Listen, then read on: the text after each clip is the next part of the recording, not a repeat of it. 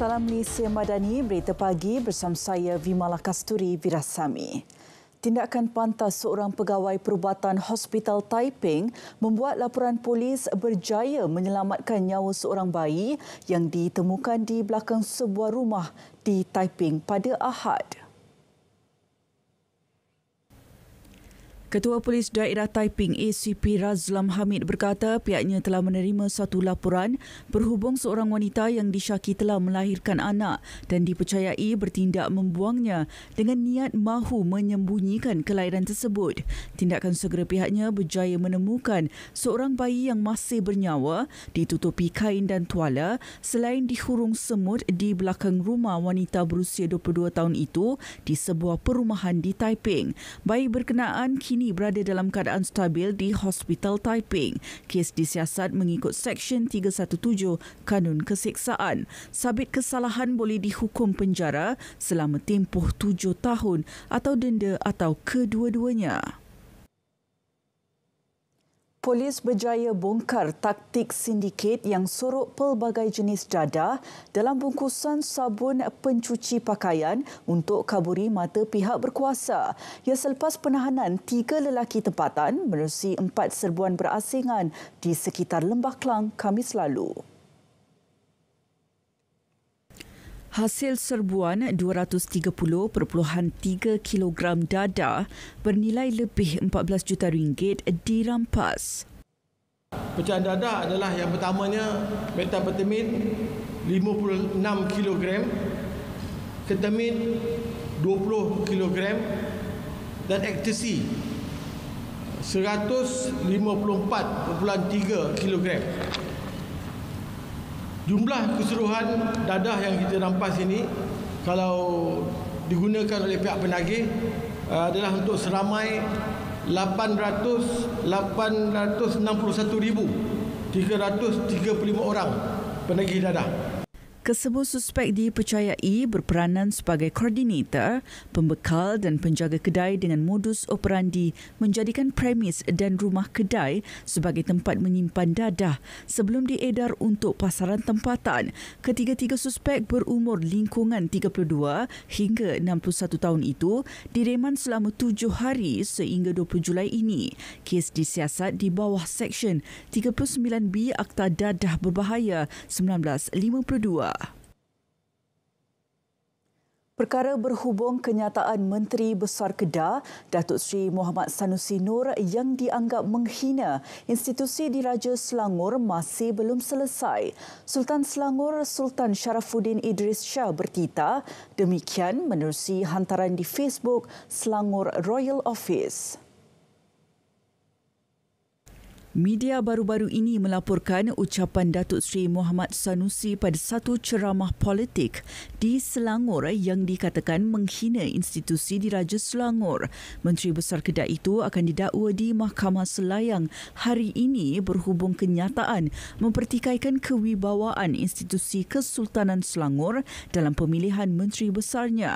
Polis Diraja Malaysia PDRM telah membuka kertas siasatan terhadap kenyataannya itu yang didakwa menyentuh isu 3R, agama, kaum dan raja dalam ceramah politiknya. Siasatan berkaitan 3R itu dibuat mengikut Kanun Keseksaan, Akta Hasutan 1948 dan Akta Komunikasi dan Multimedia 1998. Penerima sumbangan asas ramah boleh membuat pembelian barangan keperluan asas tanpa tunai di 600 pasaraya dan kedai runcit yang terlibat. Penerima yang dikategorikan sebagai miskin tegar berdasarkan data IKASI itu akan menerima RM100 setiap bulan bagi tempoh 6 bulan. Mereka hanya perlu membawa MyCard ketika membuat pembayaran. Sangat membantulah sebab kita ni bukanlah ada pendapatan yang tetap, kita pun susah. Jadinya bila kerajaan bantu macam tu, mana sebersikit kira kata orang dapat meringankanlah, meringankan apa kita punya apa yang kekurangan kan, patut diteruskanlah sebab sebab kita dalam keadaan macam ni dengan semua benda mahal kan. Bila kerajaan buat macam tu dapat meringankan beban rakyat juga. Dengan bantuan ni, I think maybe akan membantu kita untuk keperluan asas. So dengan savings lagi yang 100 tu, kita mungkin boleh savings dalam kos elektrik ke apa macam tu. So I hope kalau in future dia akan teruskan bantuan ni, akan banyak membantulah semua orang. Ia sangat membantulah bantuan SARA. Sebelum ni saya pun pernah dapat STR. Sekarang ni ada kerajaan umum lagi bantuan SARA berbentuk barangan wang barangan RM100 lah, boleh tebus 5 kedai yang tertentu. Barangan dapur boleh bantulah bulanan saya. Lebih banyak anjung kasih Yayasan Kebajikan Negara YKN akan dibina di hospital kerajaan sebagai penginapan sementara kepada waris dan keluarga yang menerima rawatan. Setakat ini, 18 buah hospital di seluruh negara telah mempunyai fasiliti anjung kasih. Menteri Pembangunan Wanita, Keluarga dan Masyarakat KPWK, Datuk Seri Nancy Shukri berkata, fasiliti terbaharu anjung kasih akan dibuka di Hospital Raja Perempuan Zainab II, Kelantan hujung tahun ini. Memang ada perancangan untuk semua hospital kerana setiap hospital memang memerlukan. Ada juga yang ada sekarang ini tempat dia kecil. Anjung singgah itu masih terlalu, anjung kasih itu terlalu kecil. Dia sempit, jadi maka perlu diperbesarkan juga. So that's among kita punya perancangan juga. Bagaimanapun jelasnya, perkara tersebut bergantung kepada tempat, keperluan dan kemampuan YKN. Beliau ditemui selepas merasmikan anjung kasih YKN, Hospital Seberang Jaya HSJ Bukit Mertajam bersama Menteri Kesihatan Dr. Zaliha Mustafa. Anjung kasih YKN HSJ Seberang Jaya mula beroperasi Julai tahun lepas serta mendapat tajaan RM1 juta daripada syarikat konglomerat kumpulan Sunway. Jumlah pesakit yang menerima rawatan dan dirujuk ke HSJ secara puratanya hampir 6,500 orang sebulan dan kemasukan ke wad pula sekitar 4,000 orang sebulan. Dr. Zaliha turut mengumumkan peruntukan tambahan RM150,000 bagi menaik taraf dan pembaikan serta pembelian peralatan perubatan dan bukan perubatan di HSJ. Jenis peralatan dan kita bagi RM150,000 lah. Jadi untuk Seberang Jaya ni, Hospital Seberang Jaya, mereka boleh gunakanlah tambahan daripada peruntukan itu untuk perkara-perkara yang seperti itulah. Yang di-Pertuan Agong Al-Sultan Abdullah Riayatuddin Al-Mustafa Billah Shah dan Raja Permaisuri Agong Tunku Haja Azizah Aminah Maimunah Iskandariah berkenan berangkat ke Majlis Sambutan Ma'al Ijrah Peringkat Kebangsaan di Pusat Dagangan Dunia Kuala Lumpur pada esok. Al-Sultan Abdullah turut berkenan menyampaikan titah diraja dan anugerah Tokoh Ma'al Ijrah Peringkat Kebangsaan dan Antarabangsa pada majlis tersebut. Sambutan bertemakan perpaduan teras Malaysia Madani itu akan turut dihadiri Perdana Menteri serta 6,000 tetamu termasuk pimpinan kerajaan, duta asing, pegawai kanan kerajaan, ketua agensi serta kontijen yang mengambil bahagian dan orang awam. Sambutan Tahun Baharu Islam ini akan dimulakan dengan Majlis Ambang Ijrah bacaan doa akhir dan awal tahun di Masjid Negara Kuala Lumpur pada malam ini. Kedua-dua majlis ini akan disiar secara langsung di TV1 dan saluran radio RTM.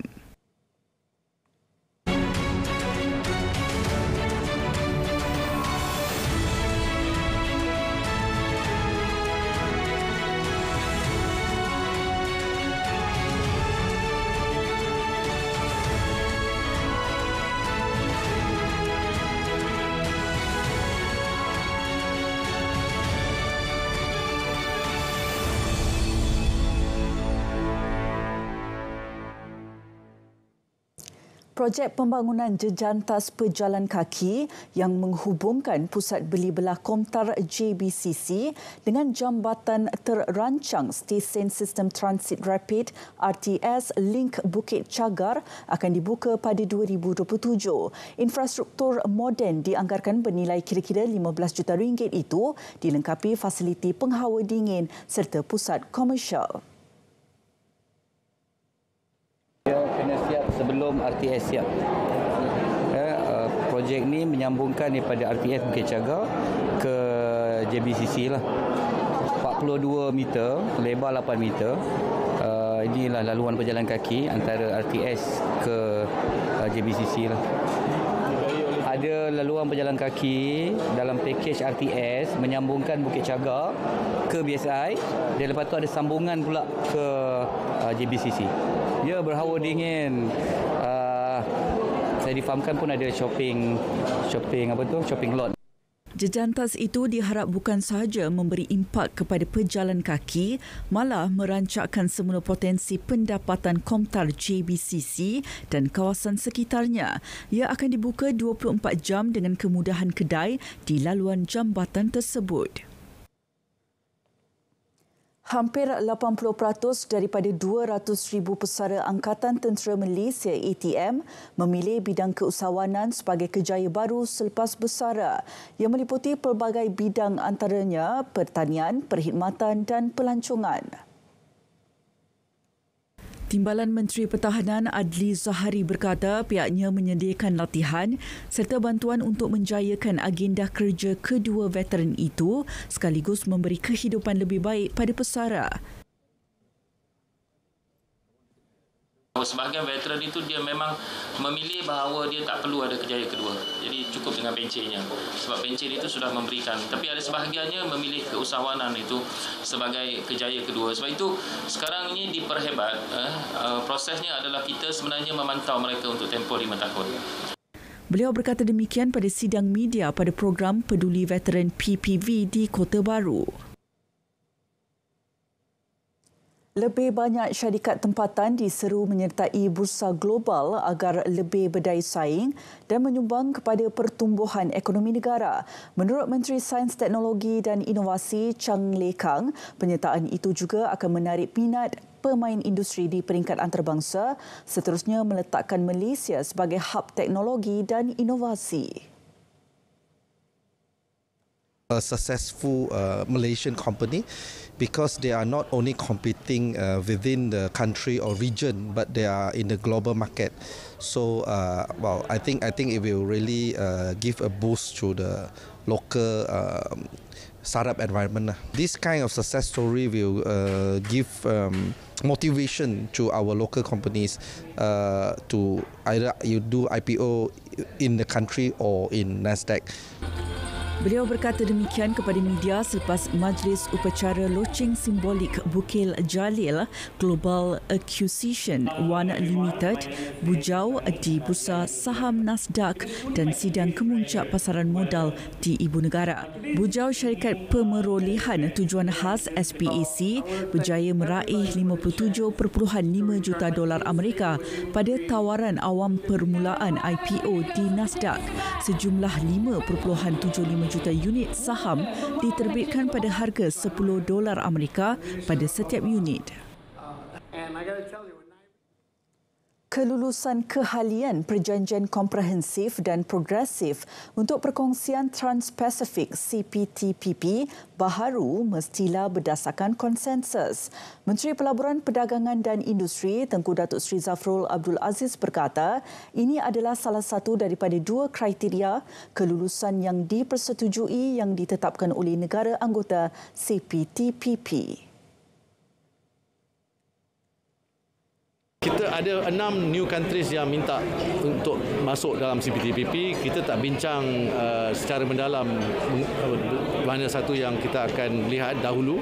Tapi apa yang kita setuju ada 2. Pertamanya, apa-apa keputusan mestilah keputusan konsensus di mana ke-12 negara mesti setuju. Yang keduanya, kerana standard CPTPP ni tinggi, we call it gold standard. Jadi semua siapa-siapa yang nak join part of the CPTPP ni mesti memenuhi syarat-syarat ataupun apa yang telah dipersetujui sekarang oleh kedua-belah 12 negara itu. 6 negara tersebut ialah China, Taiwan, Ukraine, Ecuador, Costa Rica dan Uruguay. Pada Ahad, United Kingdom secara rasminya telah menyertai CPTPP sekaligus menandakan Perjanjian Perdagangan Bebas FTA pertama di antara Malaysia dan UK. Barisan Nasional BN dan Pakatan Harapan PH diyakini mampu mempertahankan 3 negeri iaitu Selangor, Negeri Sembilan dan Pulau Pinang. Ahli Majlis Kerja Tertinggi MKT UMNO, Datuk Seri Ahmad Maslan berkata harapan sama turut disandarkan di Kelantan, Kedah dan Terengganu. Fakta realiti politik di negeri Selangor ini, UMNO Barisan Nasional telah kalah pada ketika PRU 2008, 2013, 2018. Oleh itu, untuk kita mendapatkan kepercayaan semula daripada rakyat, walaupun kita dapat 12 kerusi, kalau kita menang ke-12-annya. Beliau ditemui selepas menghadiri program Town Hall UMNO bahagian Kota Raja di Klang malam tadi. Turut hadir Ketua Penerangan UMNO Datuk Seri Azalina Othman Said. Selain itu, katanya BN perlu guna pendekatan 7 formula bagi memastikan kemenangan di 6 pilihan raya umum Dewan Undangan Negeri PRU DUN ke-15 nanti. Lebih banyak program kenegaraan dan patriotik akan diadakan di Perak dalam usaha menyemarakkan sambutan Bulan Kebangsaan dan kibarkan Jalur Gemilang 2023. Ia termasuk penganjuran pelbagai program di peringkat daerah. Jabatan Penerangan Negeri akan bekerjasama baik dengan semua agensi, tuan-tuan DO di peringkat semua daerah untuk membanyakkan lagi aktiviti-aktiviti kibaran Jalur Gemilang dan susunan. Seperti mana saya sebut tadi, ada pidato, ada semarak pendekar, mungkin akan ada konvoi dan sebagainya. Dan akan melibatkan khususnya masyarakat. Pertandingan-pertandingan pun akan disusun khusus untuk melibatkan masyarakat untuk bersama-sama. Dan akhirnya seperti mana saya sebut tadi, yang paling penting ialah intipati sayangkan negara itu sendiri. Dengan kibaran Jalur Gemilang ini menjadikan rakyat Malaysia kembali balik kita sayangkan negara kita, kita sayang keperpaduan kita. Beliau terdahulu merasmikan program konvoi Kembara Merdeka Jalur Gemilang peringkat daerah Kerian di Kolej Komuniti Banganserai. Pusat Pungutan Zakat Majlis Agama Islam Wilayah Persekutuan PPZ Mawib sasar kutipan zakat pendapatan RM45 juta melibatkan 9,500 pembayar melalui kempen skim potongan zakat bulanan skim PZB bermula 1 Julai hingga 31 Disember ini. Menurut Ketua Pegawai Eksekutif PPZ Mawib Abdul Hakim Amir Osman, skim tersebut bertujuan galak lebih ramai pekerja, khususnya di wilayah persekutuan, menunaikan zakat pendapatan secara bulanan melalui potongan gaji. Kita harapkan dengan adanya kempen seperti ini, kita dapat mengutip lebih banyak zakat bagi menampung keperluan asnaf yang semakin meningkat di wilayah persekutuan ini. Dan asnaf yang ada di wilayah persekutuan ini, kalau kita tengok daripada zaman COVID itu sentiasa bertambah. Jadi kita memerlukan kutipan zakat yang tinggi supaya kita dapat menyantuni keperluan mereka dan dapat memberikan mereka keselesaan hidup seperti mana masyarakat Islam yang lainnya. Skim PZB antara saluran pembayaran pilihan dengan 68% daripada jumlah kutipan zakat diterima PPZ Mawib melalui skim berkenaan. Pasangan kembar antara 50 penerima yang teruja apabila terpilih menerima sumbangan daging daripada McDonald's Malaysia. Selain daging, mereka turut menerima sumbangan wang tunai daripada Majlis Agama Islam dan Adat Melayu Terengganu Maidam. Kaki tangan Majlis Bandaraya Kuala Terengganu Muhammad Azli Deraman 40 tahun dan adik kembarnya Muhammad Azlan berkata mereka sangat menghargai bantuan yang diterima itu. Susah agaklah hidup lagi. Alhamdulillah dapat bantuan macam ni. Kalau boleh ada syarikat lain support macam ni, Ahmad Doni, kita doakan semoga dia maju lagi lah. Baguslah dia buat program macam ni. Saya bersyukur dengan rezeki Allah bagi dan terima kasih yang memberinya. Saya bekerja sebagai pemotong rumput je. Gaji pendapatan saya RM1,500. Selain daripada bantuan ni, apa lagi bantuan yang dapat daripada Maidam? Tahunan. Memang banyaklah manfaat, maknanya boleh buat untuk belanja harian untuk anak-anak lagi, macam tu lah. Anggaran dalam lebih kurang dalam 400 je sebulan buat kuih pagi kan, hantar kat kedai. Pada majlis itu, McDonald's Malaysia turut menyerahkan zakat perniagaan bernilai RM110,000 kepada Maidam.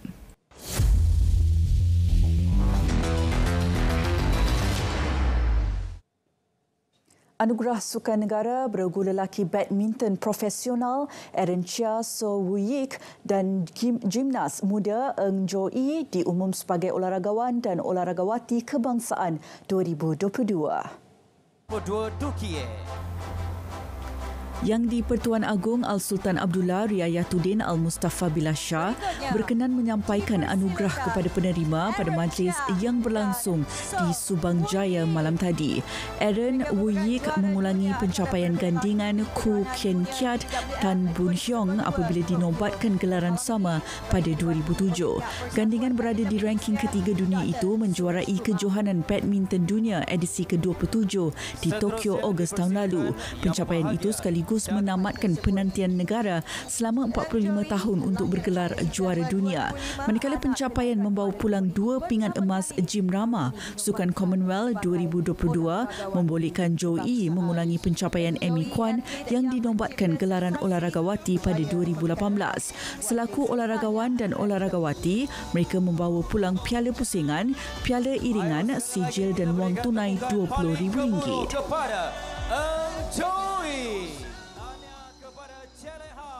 Sementara itu, atlet para badminton Chia Lik Hu dinobatkan selaku olahragawan Paralimpik Kebangsaan, manakala olahragawati Paralimpik Kebangsaan menjadi milik perenang para wanita negara Carmen Lim. Anugerah pasukan lelaki kebangsaan pula menjadi milik skuad hoki kebangsaan. Manakala pasangan beregu wanita negara Pearly Tan M. Tina diumum sebagai pemenang anugerah pasukan wanita kebangsaan 2022. Kejohanan Olahraga Para Dunia 2023 di Paris. Jago lompat jauh para negara Dato' Abdul Latif Romli meraih pingat emas kategori T20 pada kejohanan tersebut sekaligus menempah slot secara merit ke Sukan Paralimpik 2024. Dato' Abdul Latif menjadi atlet para kedua layak ke Paris selepas Muhammad Ziyad Zulkifli yang meraih pingat perak acara lontar peluru kategori F20 mengesahkan tempat pada Jumaat lepas. Pada aksi final lompat jauh T20 di Stadium Charlie, atlet berusia 26 tahun itu melakukan lompatan sejauh 7.40 meter pada percubaan kedua mengatasi rekod kejohanan 7.39 meter yang dilakukan Renkie Oberoi dari Belanda pada edisi Dubai 2019. Beliau juga mengulangi pencapaian pingat emas dimenanginya pada 2015 di Doha dan 2017 di London sebelum terpaksa berpuas hati dengan pingat perak pada 2019.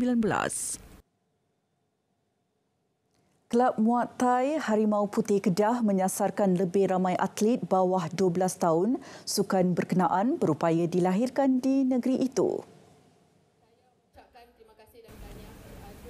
Bakat anak muda seawal usia 9 tahun perlu dicungkil untuk diketengahkan dalam setiap kejohanan melibatkan peserta luar.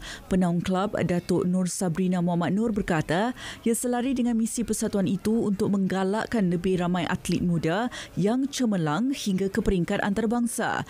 Bagi menyokong usaha itu, infrastruktur sukan Muay Thai juga perlu ditambah baik bagi memudahkan atlet berlatih. Sementara itu, seramai 78 peninju menyertai kejohanan Muay Thai Fight Challenge terbuka Kedah. Berita pagi berakhir di sini. Ikuti Berita Pagi Sabah dan Berita Pagi Sarawak selepas ini untuk perkembangan berita setempat. Malaysia Madani, tekad perpaduan penuhi harapan.